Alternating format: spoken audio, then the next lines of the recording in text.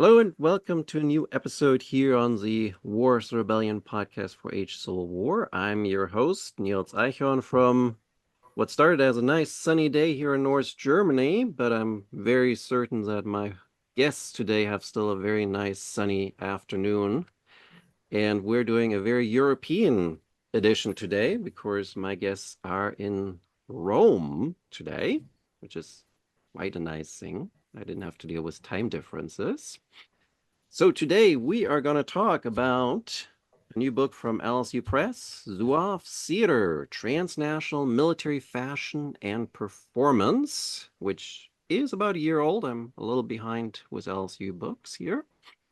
And the authors will start with the lady, of course, Carol Harrison. She is a professor at the University of South Carolina and also the author of, for example, Romantic Catholics, France's Post-Revolutionary Generation in Search of a Modern Faith, and The Bourgeois Citizen in 19th Century France, Gender, Sociability, and the Use of Emulation. Quite interesting. Then we also have with us Tom J. Brown, who is also a professor of history at the University of South Carolina.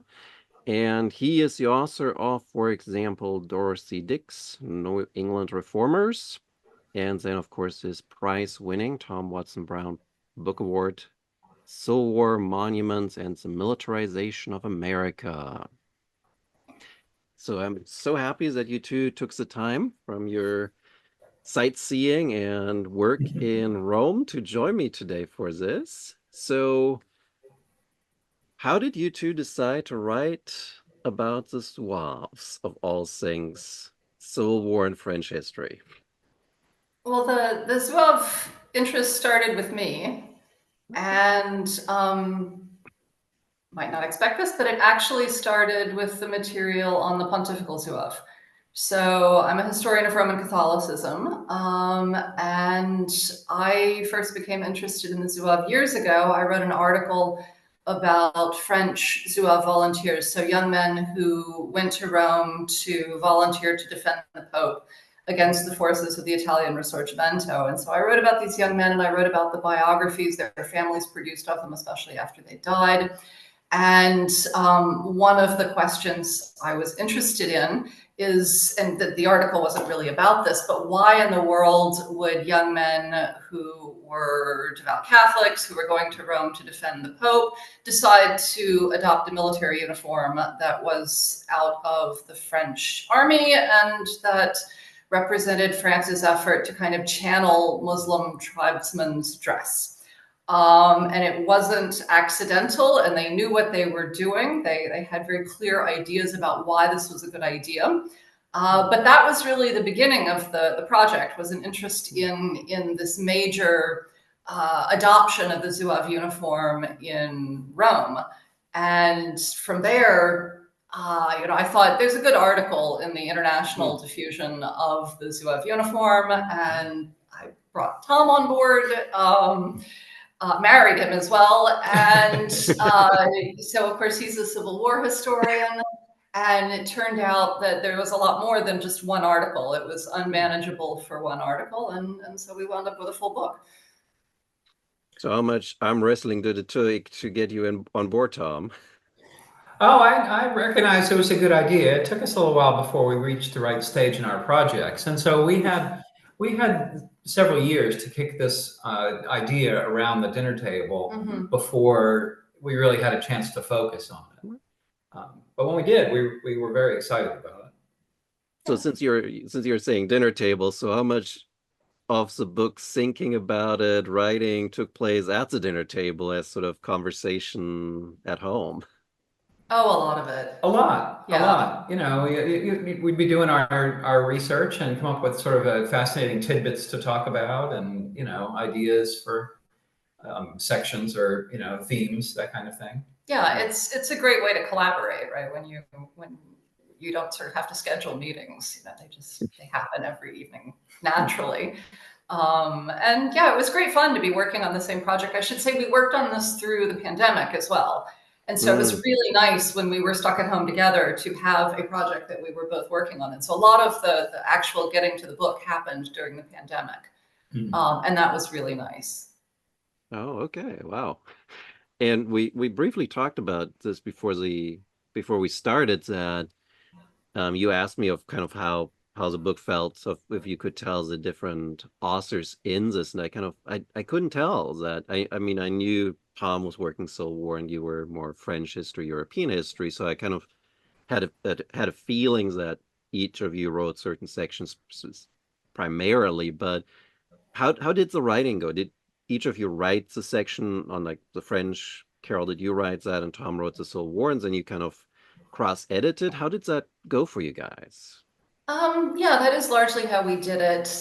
So yeah, the French chapters, the Roman chapter are mostly me. The Civil War chapters are mostly Tom. We did edit each other's work. We wrote the first and the last and the epilogue all together. I mean, we there are parts, some of it's mine, some of it's Tom's. But I'm really pleased to hear that it doesn't sound very much like two different voices. And sometimes we made decisions that something that, we started out in one of my chapters and we would decide it really belonged in the Civil War chapter.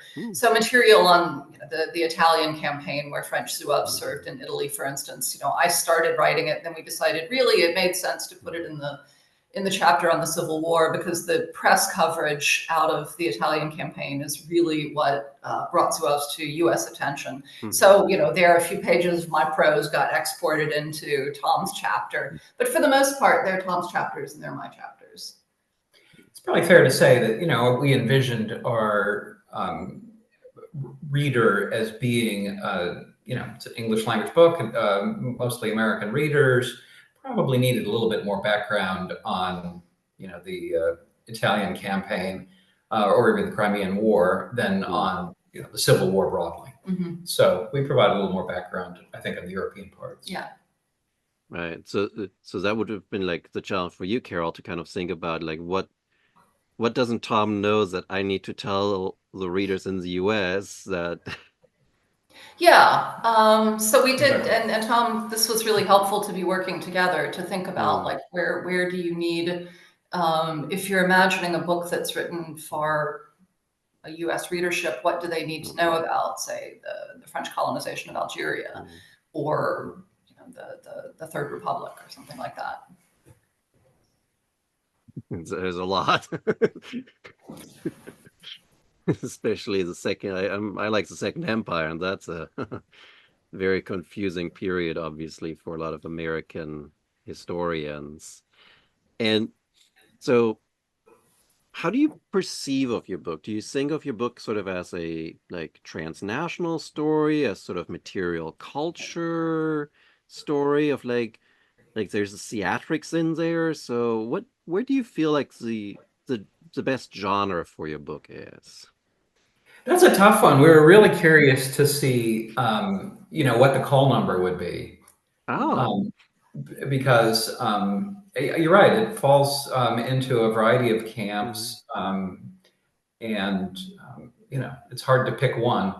The call number basically is in the area of military uniforms, which I think is a pretty reasonable decision by whoever decides call numbers. I mean, the uniform is kind of at the heart of it all.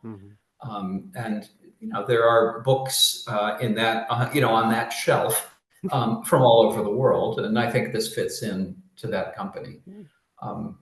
Yeah. But I also think it's, I mean, from my perspective, maybe not so much yours, but it's a global history of France.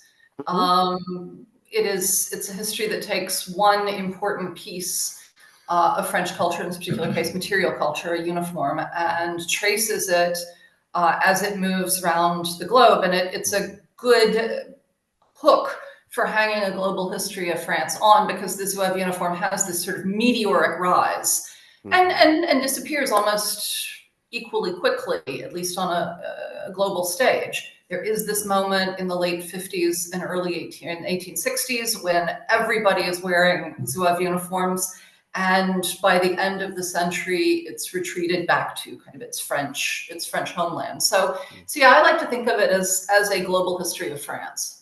Okay. And then just one more take on the same answer, same question. When it comes time to pick a title, I'm pleased with where we landed. I think the theaters underscores, how important stage performance was to the book. That I thought was really exciting once we got into it. The relationship between, military performance and, commercial theatrical performance was, I think, really exhilarating topic. And something I at least did not see coming. Yeah. I thought we were writing a kind of uniforms, military uniforms, fashion history. But the extent to which the Zouave was a theatrical character and shaped both French and American theatrical traditions, I did not. When we started this, I didn't know that it would be about that. It was a really fun discovery. Yeah. So read through New York Clipper and So just out of curiosity, what was your initial working title? I think we probably, that's a good question about. I think the Zouave moment. That we envisioned it as the history of a fad, which in many ways it is, and we use the phrase Zouave moment. It's one of the chapter titles. As a title, yes. For the title of the introduction, I guess it is. And we are especially focused on that. The period when the Zouave uniform is all over. But in the end, we decided. I mean, the Zouave story in France really goes on quite a long time. And so the moment thing didn't feel completely true to that. And as you said, we wanted to underscore the theaters part. Yeah. And we talked briefly about just calling it Zouave, possibly with an exclamation mark. Yes. You don't see that. We don't think we'll ever get a chance to write a book with an exclamation mark in the title after that. And we thought about that, and we rejected that because one of the interesting things about writing this book is that Zouaves are a lot of fun. They're tricksters. There are a lot of jokes. There are pratfalls. There are gags. And the Zouave with an exclamation mark kind of captured that. But we felt like it risked underplaying the fact that these are colonial troops. These are troops that committed atrocities, that this is a serious book. And so one of the things that we did the whole way through is try to capture and explain the fun, because you need to understand the fun to explain why it was such a powerful fad, but also without diminishing the fact that all of this fun and the jokes and the gags are a way of concealing or of making more palatable colonialist violence. And we didn't want to lose sight of that. Right. Yeah, of course. And that's sort of the balancing act that the book has to strike between sort of the military side of things and then the popular perception of some in that. So very briefly, for I assume most of the people that will listen are familiar with what the Zouaves looked like, but just give us a sense of was it always sort of the red pants, blue jacket? What you have pictures with regard to Rome, so I'm kind of especially thinking about your Italians eventually there. There are color variations. The French original is the red trousers, like all French infantrymen, and the blue jacket. But there are color variations as the Zouave uniform travels. But generally speaking, the elements of it are always the really baggy trousers, right? The enormously baggy trousers and the open jacket, right? So a jacket that doesn't have a collar and that doesn't button up. So the jacket that allows you freedom of movement. And those two pieces. They're variations on headgear. The Pope decided that his soldiers were not wearing turbans. So, the pontifical Zouaves didn't wear a turban. That would have been cute, though. You got to admit that. And they wear gray. They wear gray instead of the bright red and blue. But the wide trousers and the open jacket, I think, are the key pieces. And they were central to the appeal of the uniform. Why people like to wear this. It was comfortable. Especially if you think about other 19th century military uniforms. It was comfortable. It assumed that the soldier was going to be free to move across the battlefield to show some initiative. And that's an important part of the appeal. Absolutely. Absolutely. So far as the variety goes, I think an important difference between the European chapters and the American chapters is that in France, the institutional home of the Zouaves is the French army, a highly centralized institution. And in Rome, of course, it's the papal army. In the United States, the institutional home is the militia, and then the United States volunteers, and then back to the militia after the Civil War, and highly decentralized institutionally. So there's a great deal more variety in terms of what the uniforms look like. There's way more detailed differences, but the broad themes are the ones that Carol mentions that the French Army established: the freedom of movement, the way that's going to empower individual infantrymen to have agency and initiative, and elan. And also the flair of the whole thing. It looked good. Yeah. I mean, everybody was aware that these troops just looked great. They looked really good. Of course, I remember that you had this very interesting section there at the start with regard to the color, right? Like red. It stands out. You can see that. Well, that, as Carol said, in France, the red trousers are... French soldiers wear red trousers up until the First World War. And even during the First World War, when the First World War is important because up until really the 1880s, excuse me, battlefields were covered with so much black smoke that, hiding from the enemy was not really an issue. There was very little aimed fire over any kind of distance. The advantage of the Zouave uniform, it was a much bigger advantage that your fellow soldiers could find you. That kind of visibility was important. So uniforms that were striking in their color, in their silhouette, so that you could identify the other members of the unit, that was really important. The First World War, which is also the war when the term camouflage is coined, this is the first moment where armies really systematically start to think about uniforms that will be invisible. And there is a big debate within the French army about getting rid of red trousers for infantrymen. And there is a famous French general who basically says, no, we are not going to do this. And he says, le pantalon rouge, c'est la France, that red trousers are what make the French soldier. And that it is a great affront to national identity to imagine dressing your soldiers in anything else. So the red trousers are there. The elan is important. The aesthetic appeal to recruit soldiers is important. The idea that people can see you over a distance and shoot you is really not that big an issue.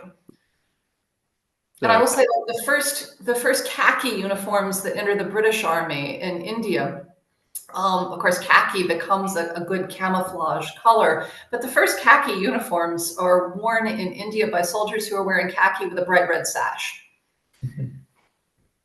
Hey. Right across their middle. Yep.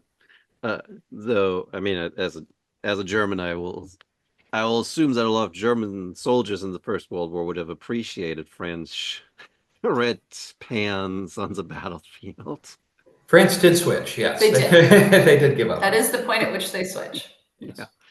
But basically, and that's when the Zouave stops becoming a combat outfit. It becomes a dress uniform, yeah. A parade uniform.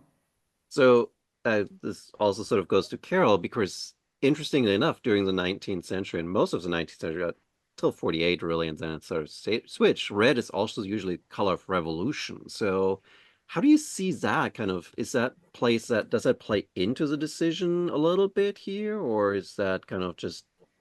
I don't think it plays into the decision particularly, but certainly the Zouave uniform is a sort of democratic badge almost.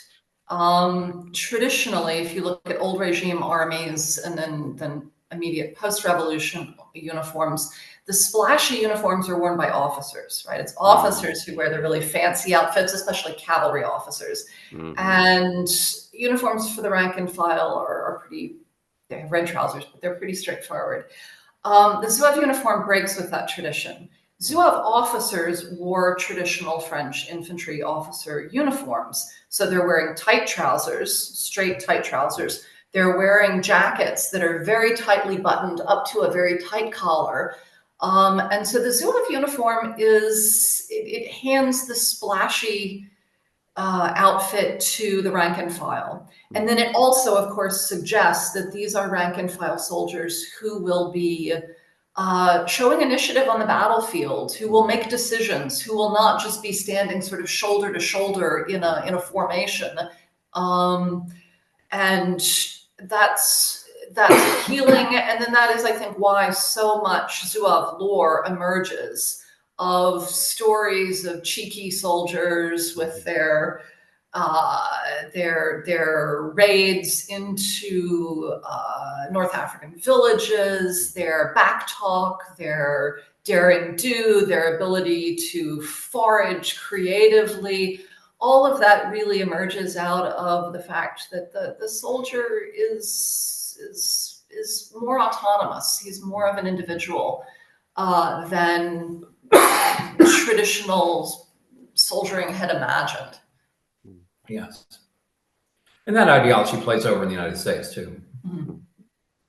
Yeah, I was going to ask sort of like later on, but we can bring this up now already was for you, Tom, because like usually when you imagine the American Civil War armies, it's like shoulder to shoulder advancing across a field, and then you bring the Zouaves in, and it's like that's not their identity. So part of me was like, are they just dressing like Zouaves, or are they actually embracing fully Zouave identity when they're doing this in the United States during the Civil War? Well, the Zouave is basically a small unit, right? It's an organization. They're made up of Zouave. There's Zouave regiments. There's sometimes there are Zouave companies. They're not generally organizations of a size that they will, dictate the fighting, techniques. So, a lot of Zouaves fought the same way in the Civil War that ordinary infantry fought, no question. But they had their moments, they have their moments when they get to make the bayonet charge. And when they did, it, goes down in memory. Right. So Hawkins Zouaves makes one of the kind of celebrated bayonet charges of the war in the Outer Banks of North Carolina and Burnside's expedition, and it's like their glorious moment. But because the Zouaves often wound up fighting the way ordinary infantry fought, or this is part of the reason, drill becomes really important in Zouave identity, right? Although they, that when it gets time to, fire weapons, their autonomy is more limited. Drill is something that the individual organization had more control over, and they were able to be more flamboyant about. And a lot of Zouave regiments become showcase drill regiments, especially the 5th New York Duryea Zouaves. But it's also true of Wallace's Zouaves and a number of other ones. So showcase drill becomes another one of these bridges between the military and theater. Right. Because the drill is it's a kind of performance. Right. It just crossed my mind that I think it was in the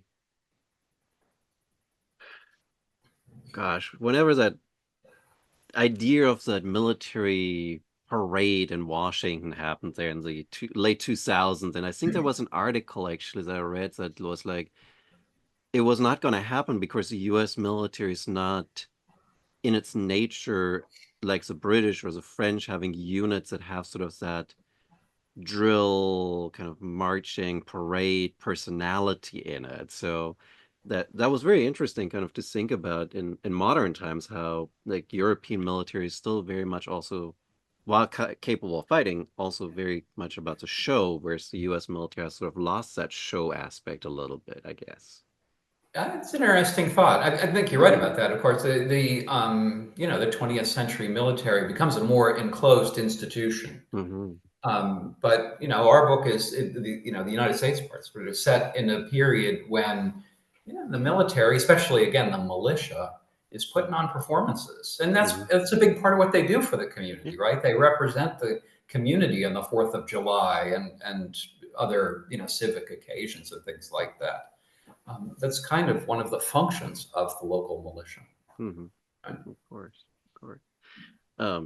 So final military, and then we're going to get into the theatrics. Duncan Campbell and I also did like a transnational book shortly. I think came out a few weeks before your guys' book came out, and we looked at the warfare in the kind of in the frame of a modernizing war in the mid 19th century, sort of the Crimean to the Franco-German War, sort of like changes in the way we conduct military operations. It's not quite modern, but it's moving out of the kind of Napoleonic. So I kind of wondered how you see the Zouaves and sort of this change in military conduct, military style, battlefield strategy, and tactics as well, sort of.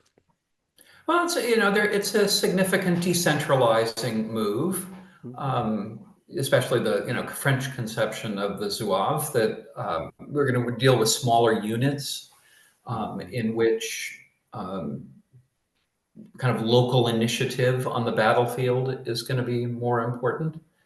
So it fit into what were in the from the 1830s and 40s on, these kind of seen as modernizing military ideas in the French army. They get picked up in the United States, in the militia and in the U.S. Army. This was not the only example of that. The Chasseurs à Pied was another seen as sort of a cutting edge organization, in which both of them, they played very much into the idea that the soldier had to be fit. And they're related to sort of the gymnastics developments of the mid 19th century and the ways in which kind of army training becomes a gymnastic activity. So yeah, I think they fit into this idea of modernizing military ideas. I would add, though, that the genealogy you gave there from the Crimea Civil War, Franco-Prussian War, is that in some ways the Zouaves are a little bit outside of that because they are colonial troops. Yeah. Right? They are absolutely France's colonial troops, and they are the foundation of the Zouaves in 1830 represents a real step toward the bifurcation of the French army. The Zouaves are a branch of the Armée d'Afrique, the African army. And they fight in the Crimea, and of course they fight in the Franco-Prussian War, but they are intended as colonial troops. And all the way through their history, primarily what they do is they create the French Empire. They serve around the empire, and they are fundamentally about building empire. Right. Yeah, I have a little something where you're raising a great point that I want to get to in a moment because of the 1960s sort of relation in Algeria. But so we're talking about a unit that's created in Algeria and creates a French empire in Algeria. How does this get back to mainland France? How do the people in Paris all of a sudden become like interested in Zouaves? Well, so the unit is created, the first unit is created in Algeria in 1830, almost as soon as the conquest happens. And the idea is, how are we going to garrison this new colony relatively cheaply and not relying on French conscripts, recognizing that it's going to be very difficult to conscript young men and then send them that far away and expect that to be effective. So the idea is we need a cheap way to garrison the new colony. The original plan was to have a mixed unit of native soldiers and French officers. That did not work very well in the first years of the French Empire in North Africa. They had real desertion problems. The deserters often took their weapons with them. So it sort of fueled resistance. And so very quickly, what emerges is a unit of French soldiers play acting at being natives. With French officers. And the first, you see them occasionally in French theatrical spectacles in Paris in the 1830s and 40s especially. There were quite a few theaters in Paris that specialized in sort of battle reenactments on stage. And Zouaves are quite popular there. And again, they look good. You see them in a lot of engravings of the period because they stand out, the color, the cut of the uniform. But they really make their splash, as it were, in Europe proper with the Crimean War. So they serve in the Crimea. This is their first time in combat against a European army. And this is the point when Napoleon III creates a Zouave unit of his Imperial Guard. So the 4th Zouave, or the unit of the Imperial Guard, and they become a very regular presence on the scene in Paris. So accompanying the emperor, and they really become part of the urban fabric, the urban spectacle of 19th century Paris. And that's really the moment when the Zouave is a sort of stock character. Zouaves in Parisian theaters. It's post Crimea that they really become sort of celebrities and part of the attraction of Paris.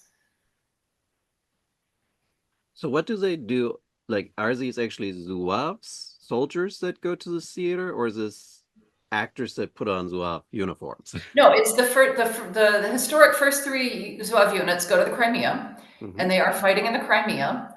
And so the theatrical tradition for Zouaves does actually start in the Crimea, and it is actual units. It's battlefront theater, which they're not the first. They don't invent that, but they make it very popular. And of course, it involves a fair bit of drag performance. Not because there are no women there. The cantinière, the vivandière, the Zouave vivandière is a popular figure. But at the Zouave Theater, she takes the ticket money. She doesn't actually perform on stage because it's too much fun to have, sort of burly, bearded Zouaves playing women's roles. That's a lot of the fun of the show. And so the battlefield theater becomes a really important part of Zouave lore, is that these guys are super fierce, but they are also ingenious, and they're good at foraging, and they can put on a show. And so the stories start circulating. Probably the most famous is of the play that's going on that Zouaves are performing in, and then they hear the Russians approaching. So the Zouaves kind of pull up their skirts and run out of the theater and take on the Russians in wigs and skirts. And this becomes an important part of their appeal. It is great. It is a lot of fun. And there is a real pretty direct pipeline between the Paris theater and the Crimean battlefront. So within months, there's a play being performed in Paris called the Zouave Theater that recreates that episode, right? In which you have Zouaves putting on a play. There's a play within a play with drag performance. And so there's this sort of direct pipeline from what's happening in the Crimea to what's happening on stage in Paris. And that continues into the post-war years. There is a troupe of Crimean War veterans. They call themselves the Inkerman Zouaves. Inkerman was their most famous battle in the Crimea. And they go on tour. They tour London, they tour France, and then they wind up in the United States. And they have a tour in the US. They're a drill company. Wait, I'll have to look for Carol over to you there. Of like, and then the Inkerman, probably because she probably looked at me, because the Inkerman Zouaves go on tour in the United States, and they wind up in New Orleans just as Louisiana is seceding and mobilizing for war. And the Inkerman Zouaves play a role in New Orleans in recruitment, in getting people into units. Confederate, what will soon be Confederate units. And they're advertising themselves. You should come see our show because we're going to show you tips. Yeah, right, exactly. We're going to show you tricks about how to be a soldier, how to be a Zouave soldier, which you will want to know. Yes, exactly. So, yeah, so there's a great connection there between theater and war, in which, war takes tips from theater. Yeah, but I did enjoy also how in your Civil War section, Tom, it was like the drill companies, like Elmer Ellsworth was like, he of course had a big one, but it seemed that in the United States were also a lot more women involved in sort of Zouave performances. Yes, I think so. In some ways, the American Zouave builds on the French Zouave, but in some ways it develops in a different way. Mm. Ellsworth's, vision of spectacular, synchronized, precision drill Mm-hmm. was something that did not exist in France, right? They had um, initiative. They were supposed to be great at, climbing over hurdles They're actually not good and at drilling. barriers and things like that. But yes, exactly. They're not disciplined enough for drill. Mm-hmm. So Ellsworth's, kind of the magic of Ellsworth is bringing together this idea of the empowerment of the individual soldier, but at the same time, a relative, it's that idea is in tension with the discipline that comes for this extreme precision drill. Mm. And that combination of things is really what makes Ellsworth so spectacular. And then he is just a phenomenon of the first order of magnitude in terms of kind of popular performance in America in 1860, and with imitators and spin-offs of all kinds, including women. And so the Seven Sisters, for example, which is just an incredibly successful proto musical throughout the Civil War, is built around Zouaves. But So women dressed. Women, I'm sorry, yeah, Wait. women, yes, with women dressed as Zouaves, yes, 40 women on stage doing a, kind of dance drill sort of thing.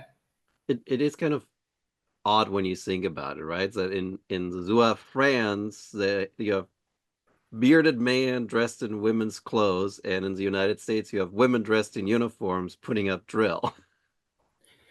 You learn a little bit about the different stage traditions. The vaudeville in France, is more about popular song and Mm-hmm. this kind of character development, where the Zouave is this prototypical figure who's a romantic and a roue, and it lends itself to some of these guys, like the Inkerman Zouaves, become famous as singers.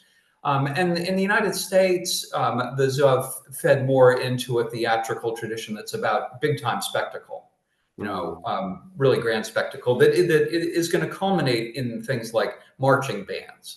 One of our kind of like titles we threw around was that the Zouaves were America's first halftime show, and they were. It was like a halftime show, and so that's kind of an American strand of the Zouave.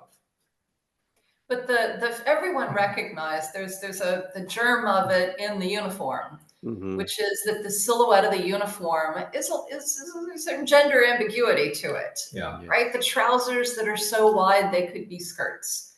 Mm-hmm. And people talk about the Zouave petticoats, and observers in the Crimea talk about those trousers are so wide you could hide a pound of sausages or a baby in it. So the kind of ambiguity of the silhouette is there from the beginning, and so that the gender bending possibilities are there. The Zouave is fierce. He has this big beard, but he's also kind of wearing skirts, really. Yeah. He's comfortable in everything. Yep. That's right. Which actually I just had.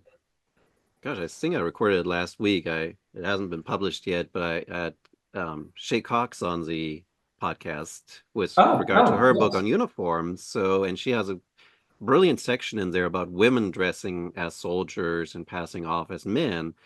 Were there any women that dressed as Zouaves? Because I mean, the uniform lends itself to that. A few. I kind of looked for that. I would not say disproportionately. I don't think there's evidence that it was disproportionately true, but there are certainly cases of it. Okay. In terms of these women who are being discovered in the war trying to pass. So we identify a few cases.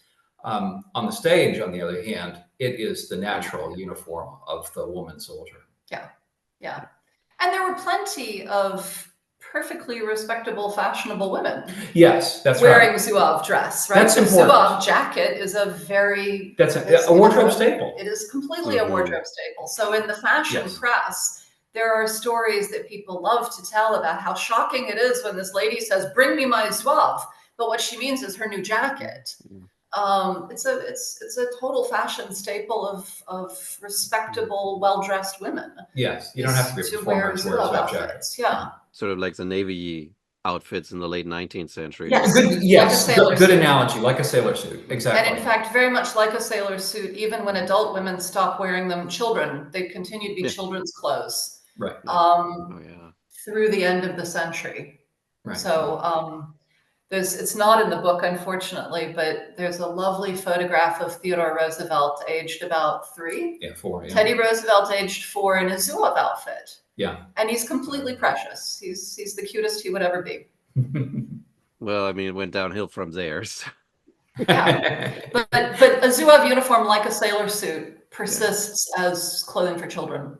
Wow. Well, I mean, it's a big cultural impact they have. So, um, right, we're gonna circle back a little bit, because there was something that you raised, Carol, with regard to the Zouaves and Algeria, France as sort of a connection. And I had that when I was reading your book, and I was not, I mean, I've studied Napoleon III a little bit. I've studied obviously 48 quite a bit.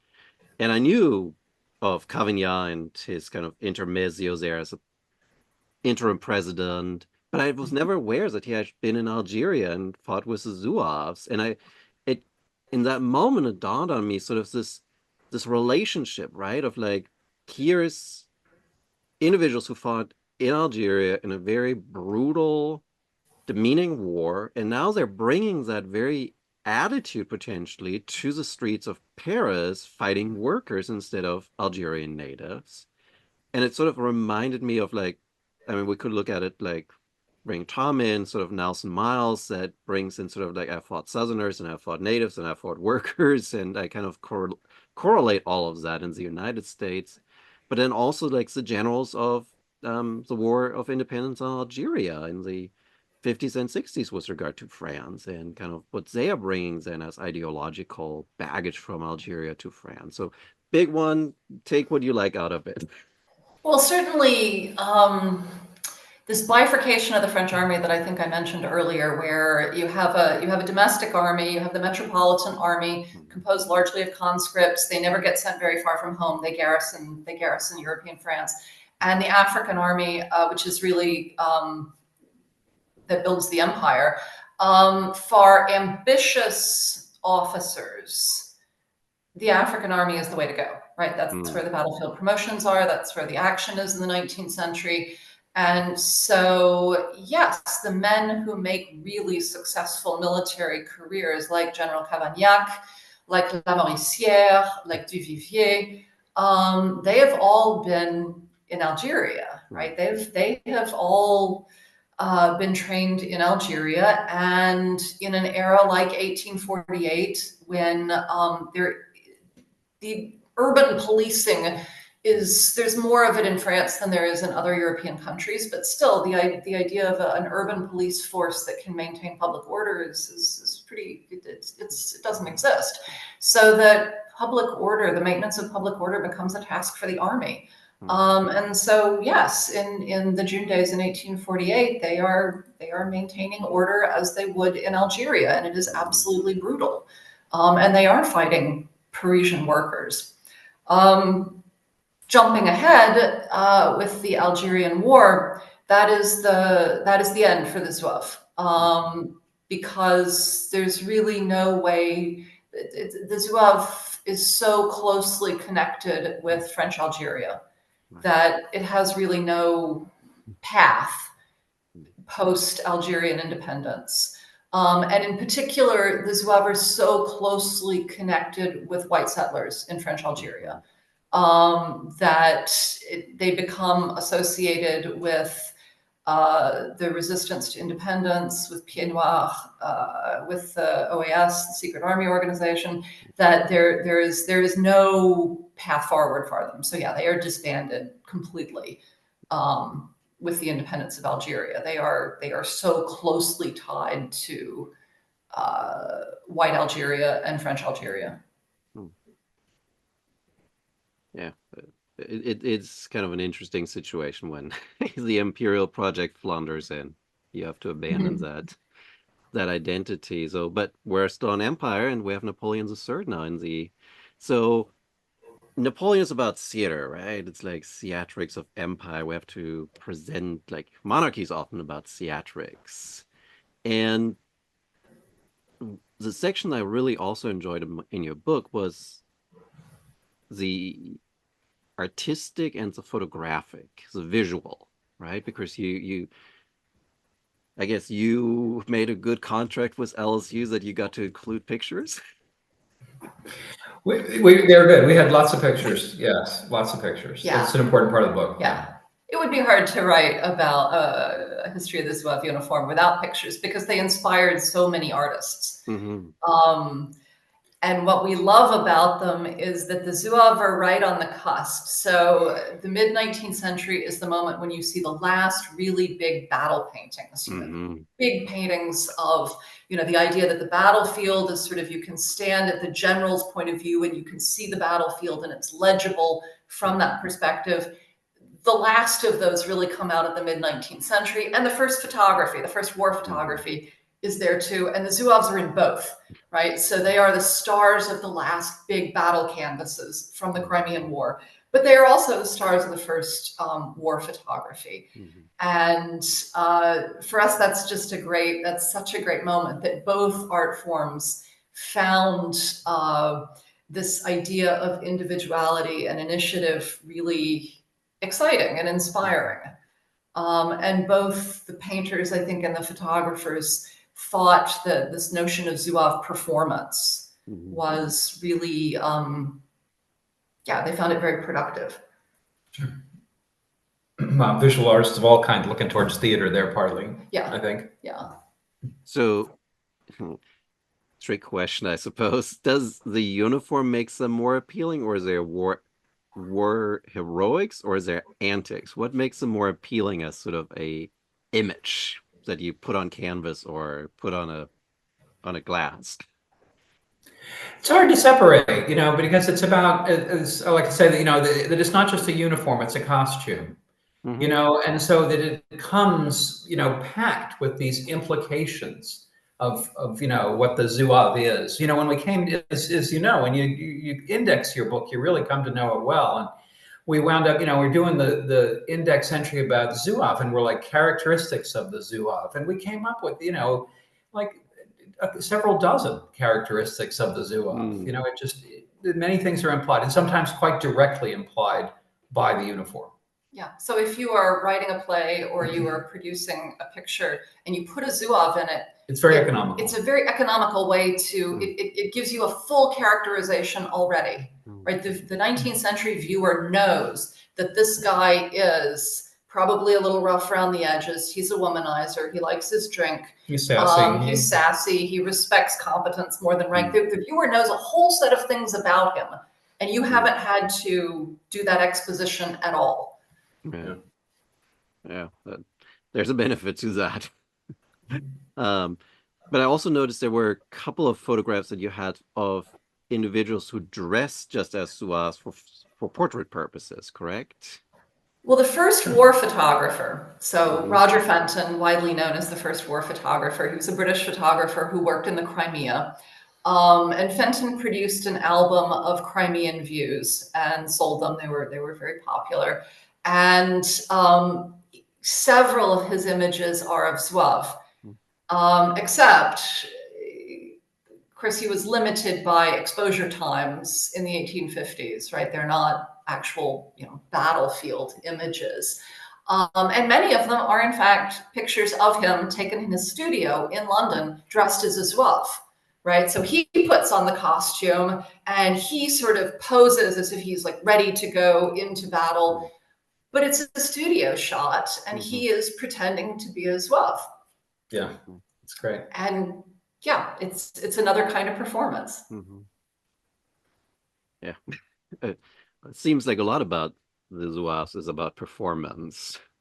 Yep. And which things I want that draws me over to, yes, I want to go to Ellsworth for that, because I think it was very early on when I was starting to read and research and kind of learn about the American Civil War that I kind of encountered that picture of him coming down the stairs in Alexandria and getting shot. And I always remember like these big bayonets that they had in their drawings and their photographs. So how much is that also kind of part of the, like, I mean, obviously he's already showman because of the drill teams that he has. And how much is that kind of part, like the appeal of like this look of the Zouave? I have to look a certain way. Well, so, I mean, Ellsworth generally, of course, had a huge role in popularizing the Zouaves in America. That tour in the summer of 1860, he's attracting crowds of 10,000, 15,000 people in some places to watch the United States Zouave cadets tour, try to watch them drill. And that played a tremendous role in the popularization of the Zouaves. And then his death,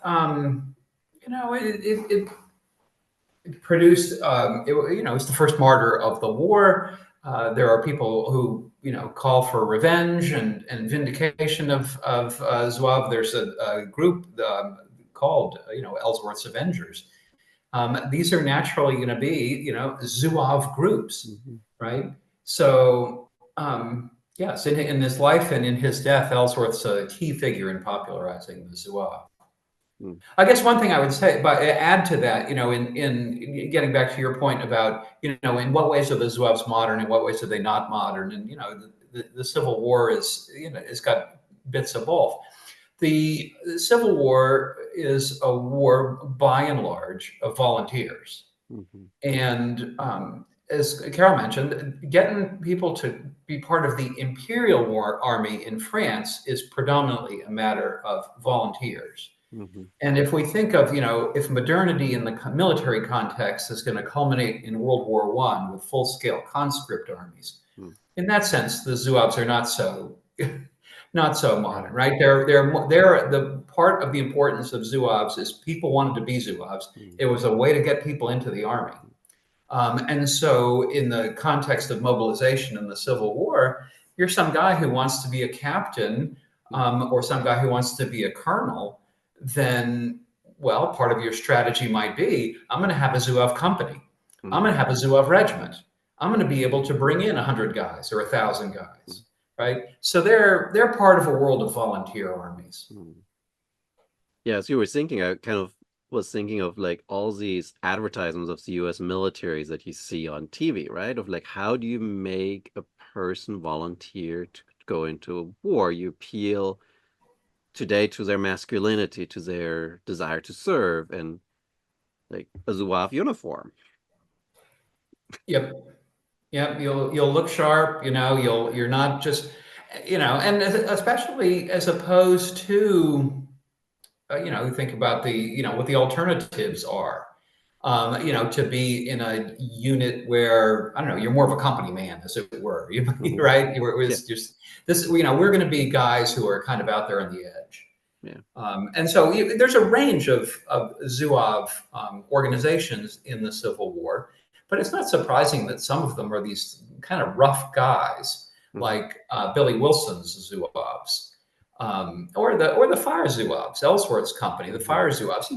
There's a strong connection between volunteer fire companies and volunteering to be a Zouave. And there's some of the same ethos involved in, the things that make someone want to be an active volunteer fireman are the same things that are going to send that guy into a Zouave unit in the war. So I just came back to when you said that, I was thinking of like New York, right? 1850s firefighters like fight each other in the street of who gets to put out the fire and then plunder it. And it does have sort of a feel of what is going on in Algeria, I guess, kind of personality-wise. To some extent. I mean, there's, the whole French and Algeria thing doesn't have a very exact analogy in the mid-19th century United States. I mean, in terms of the, maintenance of urban order, there is military maintenance of urban order that the militia is exercising.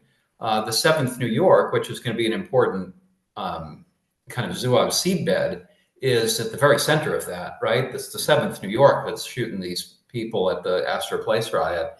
On the other hand, they asked the guy who threw the first chair in the Astor Place riot at the stage is Billy Wilson, who's also going to become a Zouave. So you get Zouaves on both sides. There are Zouaves who are the kind of the tough guys who were whatever the source of urban disorder. On the other hand, there were people who thought the Zouave, they were kind of military perfectionists, military progressives. People like Abram Duryea, who thought, oh, this is where military thought is going. They were the kind of agents of urban order. They both wind up being Zouaves. Back to Carol, because we're getting back to Europe slowly with the story of your book. And so you mentioned earlier briefly that the Crimean War is important, but the campaigns in Italy are also a part that makes the Zouave popular in Europe. And that kind of is a really, when I kind of think of this period, right, there's a lot of different factors that pull and push this period in different directions. And obviously the desire for nation states is a huge one. Like, I mean, it's in the South, it's in Italy. And here you have the French Zouaves fighting alongside the Italians to create the Italian nation state against the Austrians. And then you turn around a decade later and you have the Papal Zouaves who are doing the exact opposite in defense of a very conservative world order. And an anti-national one. Internationalist order, yes. Yeah. Well, yeah. The Zouave as a kind of uniform of the nation state is they do become sort of a symbol of France in the Crimea and of France in the Italian campaign. There are other French soldiers, but the Zouaves soak up a lot of the publicity. It is not coincidental that in both wars, they share the limelight with other well-dressed examples of their allies. So the Crimean War generates all of these stories about Zouave and Highlander. So Zouaves and Highland soldiers in the British Army. And the Highlanders are sort of like Zouaves, right? They're sort of in fancy dress. They're from the periphery of the nation state. Their level of civilization is perhaps a bit questionable. They like their drink and so on and so forth. So a lot of the Crimean Zouave lore is built around the idea that Zouave and Highlander are buddies. And there's, in fact, an extremely popular play that shows in Paris called Zouave and Highlander. In Italy, something very similar happens with the Bersagliere soldier taking the place of the Highlander. So the soldier with his very grand feather hat. And so there are stories of Zouave and Bersagliere going to the photographic studio to be, sort of a picture with their buddies. So on the one hand, yes, it becomes a sort of symbol of the French army, just as Highlander or Bersagliere come to represent other national armies. Of course, the campaign to protect the Papal States is an anti-national one, right? It is asserting the importance of international transnational Catholicism against the forces of the Italian Risorgimento. And there, the Zouave uniform arrives partly in homage to French Algeria, and especially to the French general, one of the generals I mentioned earlier, Lamoricière, who makes his career in French Algeria, and then who returns and serves the Second Republic, but who refuses to serve Napoleon III. He refuses to serve Louis Napoleon when he's elected president of the Second Republic, and he goes into exile, kind of returns to the faith of his fathers and offers his services to the Pope. And so the Zouave uniform is sort of an homage to this highly successful general who has come to serve papal Rome. But it is also, by 1860, it's a uniform that everybody recognizes, that everybody wants to wear. And there is a certain appeal, I think, in papal Rome to the subverting of the Zouave lore, right? That the pontifical Zouave is not, He's not ill-disciplined. He's not a womanizer. He doesn't drink too much. He is a young man. He is serving his God. He would never go to the theater. He certainly does not drink too much. And there's a little sort of frisson involved in this kind of godly young man preparing for martyrdom, but dressed as a Zouave. Yeah. I'll go with my admission first, and then I'll go back to another saying. But when I started reading that chapter, the first thing I thought was about to happen is that you were going to introduce the Swiss Guards, because they also have those colorful baggy pants, right? Yeah. Like, of course, that weird helmet and weird top that isn't very Zouave. But I kind of, for a moment, I was like expecting like this is about to happen, and then you had this very gray, very dark group of people. The Swiss Guard, that dress is much older, and it still survives, of course, but it's a much older tradition. The Zouaves in the Papal Army, it's much briefer. And they don't they're last there for the long. 1860s. Well, I mean, Papal Rome falls in 1870, so that's the end of it. Yeah. Now, I had not appreciated when I started working on this the extent to which pontifical Zouaves sort of have a life after the fall of Papal Rome. A lot of them regroup and they serve in the Franco-Prussian War, and some of them even regroup up after that and go to Spain to serve the Carlist pretender in Spain. But they really do create a kind of alternate Zouave tradition, so that the Zouave also across Catholic Europe and the Americas sort of calls to mind this Catholic figure as well as at the same time, and that they're sort of related as like negative images. So there has to be a successful symbol, you have to have a certain amount of flexibility. You have to achieve a certain definiteness and a certain flexibility, and the Zouave managed to pull that off. It was a pliable, variable engine, but it maintained enough specificity to remain coherent. Yeah, and as you were talking, I was also thinking of like this is an era of these really fanciful uniforms that have huge impact, right? It's like you have Zouave in Italy, you have the Papal Zouave, you have Garibaldi and his red shirts, and it's all these like colorful figures of this that makes this period so lively in many ways. Yeah. It's, I think, a very interesting counterpoint to what is a very standard narrative in fashion history, which is about the era of the great masculine renunciation, right? The era of the black business suit. And that's an enormously influential argument in fashion history. And it basically says that late 18th, early 19th century, especially early 19th century, men give up color, decoration, ornament, and kind of these elaborate sartorial pleasures. You renounce that, and what you get in return with your black business suit is a sort of presumption of rectitude, of seriousness, of virtue. And there's a lot to be said for that, but I think it's important that it has an escape clause, right? There are still outlets for men to dress up. And the military is a really important one. And in the 19th century, it just flowers. Because this is the era, yes, of the Bersagliere uniform, of the Highlander, of many of these, of Irish soldiers wearing bright green uniforms. These kinds of uniforms really flower in the 19th century. So the Great Male Renunciation is not as complete as we might think.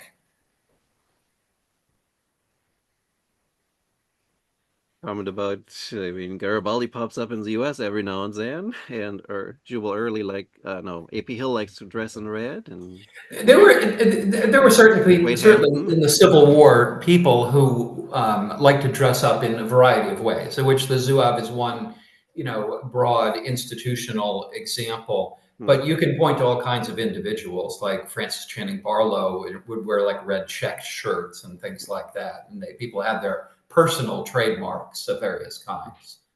So yeah, there was plenty of room for flamboyance in terms of Civil War dress. Indeed. I think it's also a really interesting curiosity moment, right? Where you have like the Papal Zouaves in Rome are fighting the Italian nation state to keep Rome independent under papal authority. At the same time, French Zouaves, I would assume, fight in France against the Prussians, trying to keep the empire alive. So you have, I guess, in that case, two nation states clashing, or in a very similar way, a conservative sort of state trying to maintain its power against the boiling German nation state. So it's an interesting moment in time that you have Zouaves Well, there were fighting interesting this. negotiations around the uniform in the Franco-Prussian War because, of course, the French Zouave units are called from Algeria, from North Africa, to serve in Europe. But also many of the pontifical Zouaves, especially the French, but not exclusively, agree to go fight Protestant Prussia in the French army. And there's a negotiation because they basically agree to do it on condition that they get to keep their uniforms. And they insist that like this is the Pope's livery and we will not give it up. Understandably, the French army's position is no, this is our uniform. We invented this. But they accept the idea that these volunteers of the West, which is what they're called, a lot of them came from Western France, from Brittany. They accept that these volunteers of the West will be integrated into the French army, but wearing their pontifical gray Zouave uniforms. And so there are two kinds of Zouaves in the French army in the Franco-Prussian War, and then a good number of the pontifical Zouaves go fight in Spain, where they actually tell their friends, like, come join us, bring your uniform, because they never did get supply lines together in sufficiently to provide people with new uniforms. So make sure you bring your old uniform so that we can be Zouaves in this combat together. Yeah, I was struck by that, back to Tom, of like how they actually went to order uniforms for American Zouaves in Paris. There were some there as a prize for drill excellence, which again speaks to at least the post-Ellsworth American imagination. The Zouave equals drill excellence. They were going to give out French uniforms. But during the war, in the kind of meat and potatoes of the war, those uniforms are being made. Of course, uniforms are produced in a variety of ways, but those uniforms are being made in these big uniform making enterprises in Philadelphia. Hey, if guys wanted to fight being Zouaves, then the army was glad to have them. The army wanted soldiers. So, leaving aside the obvious color problems that we get in modern times, with red not being great camouflage color, the soldiers fighting in it say that these uniforms are very comfortable. So why didn't we adopt it more broadly? Well, in the United States context, the basic story of the decline, the basic story of the decline of the Zouave has to do with the direction of the militia after the war. During the war, there was discussion about changing the uniform, the standard issue uniform of the United States Army's infantry, in a direction that would have made it look more like a French chasseur uniform. In other words, in a way that would have incorporated some of this, flexibility of movement. After the war, there's a kind of nationalist recoil. This idea we're going to be like France turns downward after Union victory in the Civil War. Of course, after the French defeat in the Franco-Prussian War, the French stock really drops in American military thought. And so when the uniform is revised after the war, before the Franco-Prussian War, this idea that, well, we're going to adapt some of the French chasseur uniform that didn't fly. That didn't have as much traction after the war as it did during the war. But anyhow, the basic story, the decline of the uniform in the United States, the Zouave uniform, is that, as I say, its institutional base was the militia and then the U.S. volunteers. When the war ends, its institutional base becomes the militia again. And it had a great deal of grassroots popularity. There were plenty of units that wanted to wear Zouave uniforms and that were embraced by their communities. But there comes to be a reform movement in the United States militia that is the basic story that is going to result in it becoming the National Guard. And that reform movement is in favor of saying we ought to focus less on the role of the militia as community representative, fewer parades, more shooting practice, and we ought to make the militia as integrated with the United States Army as the United States Army will go for. The United States Army at many points is like we'd just assume the militia disappeared. But eventually the militia doesn't want to disappear. And there are important figures in the militia who foresee that its path to survival and flourishing, as the National Guard flourishes in the United States, is going to be close integration with the U.S. Army. And an important early stage of that integration is stamping out the Zouave uniform, right? The militia is going to look like the U.S. Army. And so that is what drives the Zouave out of the American military establishment, broadly speaking, the militia, that is. As these reformers say, we got to look like the U.S. Army, we got to wear the blue uniform. And after that, the Zouave uniform gets driven into more exclusively entertainment, including entertainments that are drill entertainments. And for a while there's some overlap between those showcase drills and militia outfits, militia organizations. But gradually, the militia organization wearing Zouave uniforms are suppressed, and it becomes strictly entertainment. And you said in France they use them for dress uniforms still. Well, in France, they are in standard use until the First World War. Zouave wear Zouave uniforms. The First World War, the red trousers is not the only problem with the uniform in the First World War. The uniform is really just not suited to living in Northern Europe. A jacket that doesn't button up. Bit cold. It's cold, yes, which is fine in much of France's colonial territory, but not so much in northern France. And so the First World War is when the French army, like other European armies, really kind of moves to a very uniform silhouette that's basically an overcoat of some sort, right? Trench coat of some sort. And it's also the moment when armies begin to wear helmets. So, a Zouave fez and turban is no good. And all of the armies in the First World War are doing studies about head injuries and artillery is so much more important in World War I. Yeah, and thinking about designing helmets. And so in all of the European armies, the silhouette just kind of gets much more uniform, and it's basically an overcoat and a helmet. So you had some really nice pictures in that last chapter, so sort of like thinking about like the demise. And since we are recording this, I'm not sure if Italy does much in that. We're recording this in Carnival season. So how popular is the Zouave uniform in France during Carnival season still? I have no idea. In France today, it is largely folkloric.